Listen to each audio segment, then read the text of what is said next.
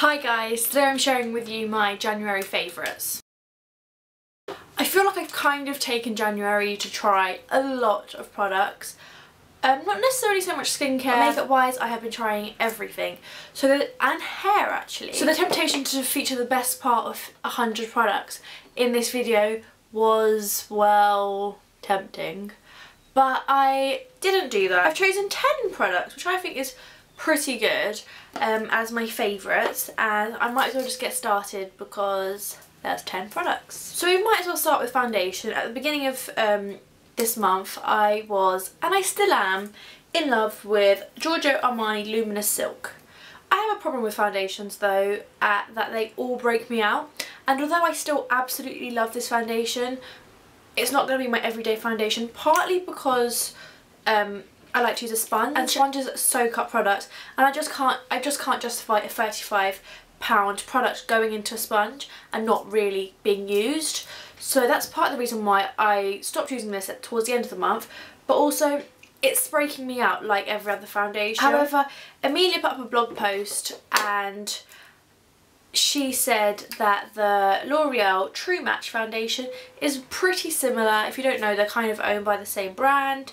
So usually products start up at the premium brands and make their way down, but are usually quite similar. They might replace a few products here and there, but usually there's not much difference. It's just that the luxury products have nicer packaging and a higher markup really. And I do actually really like this. I don't know if I like it quite as much as the Armani, but it's an excellent product. I don't think it lasts quite as long, that's the only thing.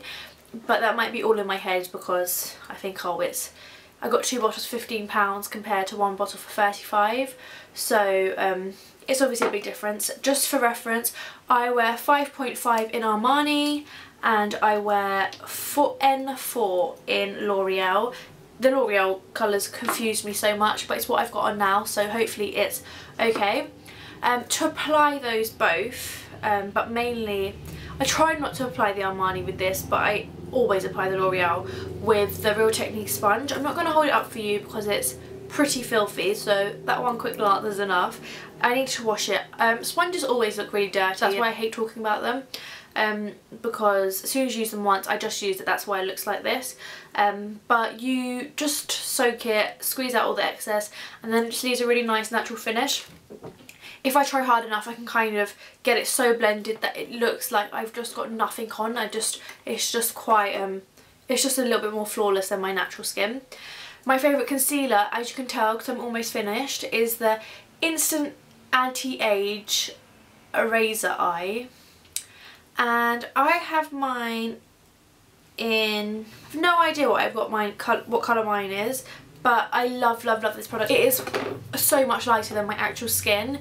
I've got a massive light here, that's why I'm really washed out. I just use it under my eyes and then down my nose, and then kind of around my nose a little bit, and a little bit on my chin, just to kind of highlight, but I really like it. It's not necessarily the highest coverage, but I just blend it out with my Real Technique sponge, and I love that. To set it all, I've been using the new Professional by Benefit, the Agent Zero Shine, which is overly cute. It's got this little tiny brush, and although it's not an amazing brush, it does the job, and I do actually use it sometimes, especially if I'm in a rush. And it's a powder product that I just use to set my makeup really. You kind of sprinkle it out into there, use the brush, swirl that around, and apply it to your face. It's mattifying, but it's not like cakey at all, which is really nice. I also found a new contour product. It looks horrible because of the highlighter.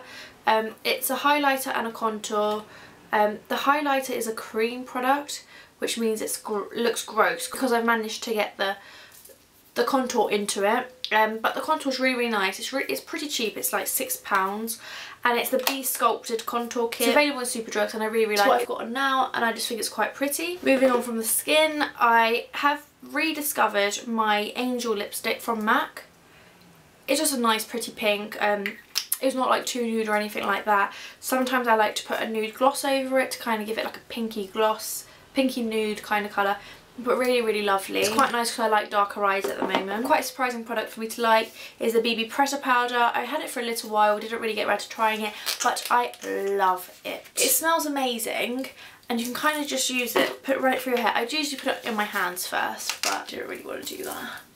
And you can kind of just plump out your hair, and it kind of mattifies it a little bit. So sometimes I run some wax through my hair if it's getting a bit too matte, if I've got dry shampoo in it as well.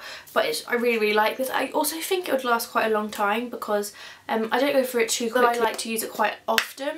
I don't think you need that much. I've just remembered I had to add one other product which I've been loving this month, and that's the Vaseline Spray and Go. You spray it onto your skin. Mine's locked. Like that, and then you just rub it in. You're not really supposed to spray it onto your top, but clearly I just did. And this is really, really good because sometimes I just can't bother to moisturise before I go to bed, so I just spray this on really quick, rub it in, and that's done. But after the bath, I've been loving the Smoothie body butter from Soap and Glory because I just love the scent. And it is really hydrating. It's a little bit thicker and more, it's not as light as this is, but I really like that after the bath just because my skin's a little bit dehydrated and because I like hot baths. And I know you're not really supposed to have overly hot baths, but that's a great product for after a hot bath. And then my favourite top coat, I don't often change top coat, but I just started using the Won't Chip by Orly. Quite thick, so it leaves like a really shiny, glossy finish. It looks really professional and I just really, really like this. I'd love to find out what all your favourites are this month. I'll leave all my links and links to products below in the bottom bar, and I'll see you all soon. Bye.